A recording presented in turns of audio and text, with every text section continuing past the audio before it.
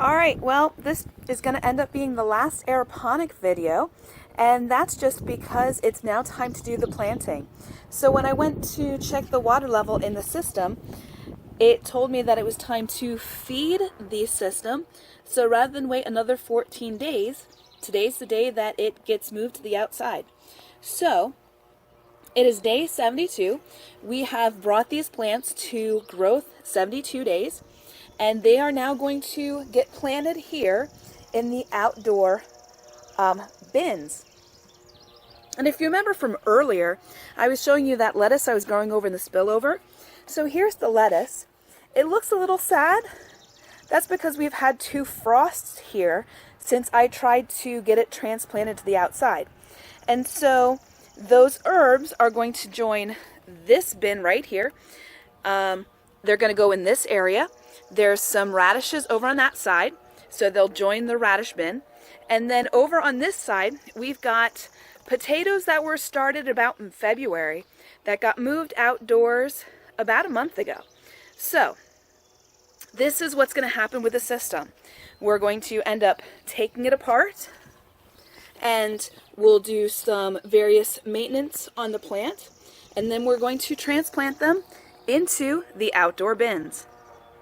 Alright, so what I've done already is I've taken the bowl off of the light stand. And so the light stand, here is the power outlet, and then this is what connects into the pump.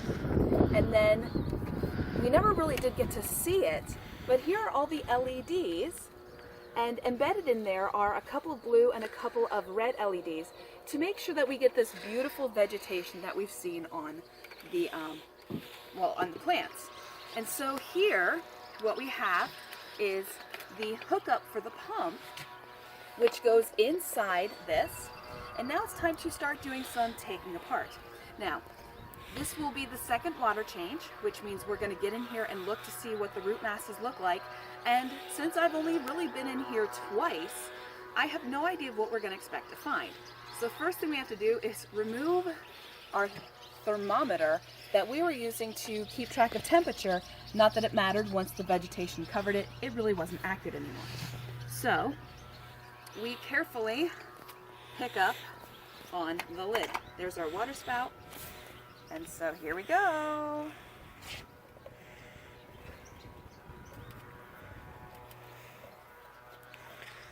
And now I can hear some roots tearing, but that's because they've probably grown into the sponge that protects the water pump. Yep, and as I suspected, they've grown around here the edges of the pump.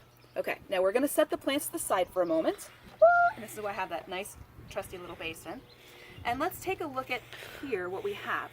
So this is the pump system, and it would send water through the lid.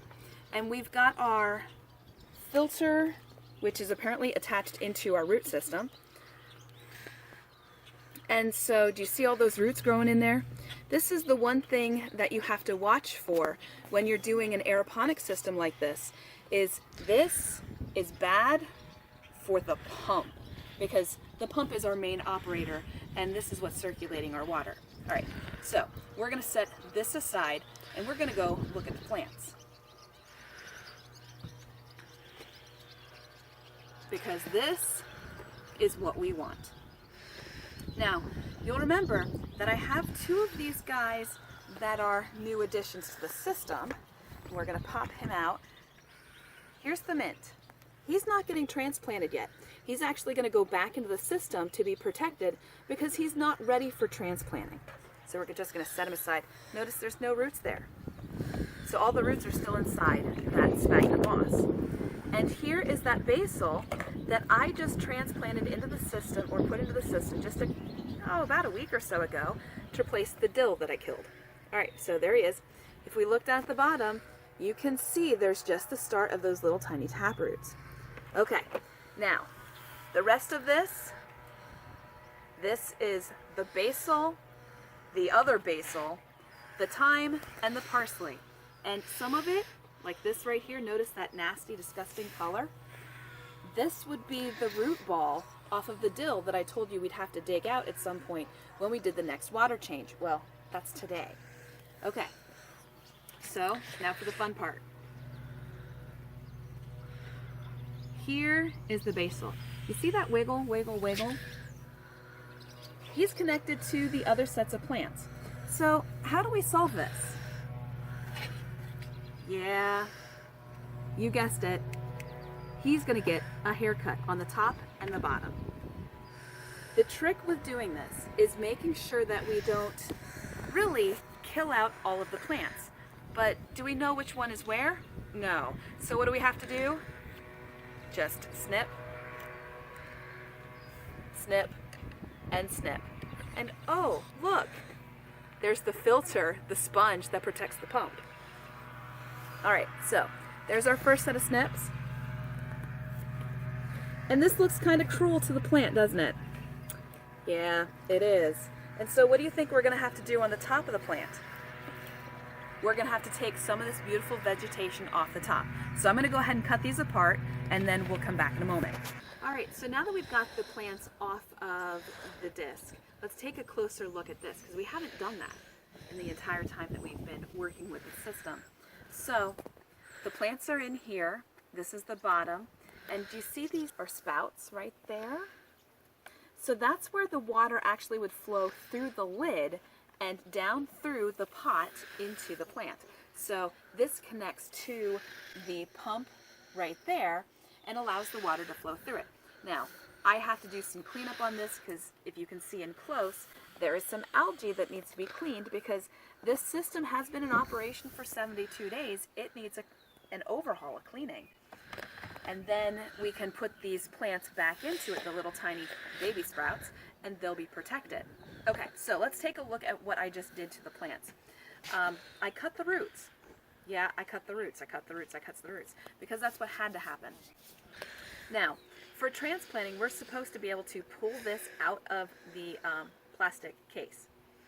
Yeah, I don't think that's going to happen, so I'm probably going to have to do some cutting on this plastic to get it out. But we cut the roots, so that means we're going to have to do the exact same thing here to the vegetation. If we don't cut back the vegetation, the roots that are still here will not be enough to support the plant. So the most we can take is 1/3. We've got to take 1/3 off of all 4 of these plants before they can go into the bin for transplanting. So, just like before, it's time to cut. So what we're looking for are removing leaves and removing stems. But we want to be very careful because if we remove too much of the stem, then we're going to lose the plant. So I can take this stem down to this juncture because those 2 little arms there will regrow. Okay, so this guy gets trimmed like that. Let's take a look at our other basal. And I am concerned that this guy isn't going to do well in the transplanting just because I've been so hard on him. We've got to take off some of the vegetation, but in my trimming through the entire time, we're going to have to control very carefully where we remove from these stems. Okay, now the easiest one to trim is going to be this guy, because they say that when you're working with thyme, you can literally just do a haircut straight across and not a problem. But we'll be trimming him out as well. And the same thing with the parsley sets. We'll remove some of the vegetation here on the parsley. All right, so now that we've done some trimming on the top of the plant, to hopefully match what we have here on the bottom, we broke apart the cases so that the plant can spread. Now it's time to actually get it into the tubs. So, we've got 4 herbs to plant. I've made 4 holes here, and all I did was just dig in here. We've got some spinach growing and we've got some radish. And so, we plant, give it some nice support, and then we're going to give it some food. Okay, now, it has been living on a blend that is 4%, 3%, 6%. Well, now that it's getting moved outdoors, it's going to move to a higher octane. So we're going to start bumping it up to one that is 24%, 8%, and 16%. Now, we can't do it immediately. If we try to feed the plant with that strong concentration immediately, we'll end up burning all these roots off and killing the plant, which defeats the whole purpose of spending these 72 days working on the plant. So what I've done is I've diluted it here, And once we get the 4 planted into the bin, we're going to go ahead and feed it. All right, so now the last thing that we need to do is give these guys a shot of nutrients so that they can survive in the changing conditions that we just actually put them through. Because this was a pretty traumatic experience for this poor little plant. So what I've done is I've taken that 24% and I've cut it down to 1/3. So this is just going to give it enough of a boost to get it started, and it'll actually help the other plants that are here inside the bin as well. And so we just actually give it just enough to hopefully overcome that poor little traumatic experience, because not only did we rip the roots apart and have to remove some of the roots, especially as we were cutting the cages apart and separating it to pull it out of the bin, but we also did the traumatic damage of, oh, look at all that greenery we pulled off the top. Poor plant. So we give it the nutrients, and it's in a protected area, so this will allow it to survive. It doesn't have the nice, beautiful, perfect sauna-like conditions that they had inside this system, but this is as good as it gets for a plant.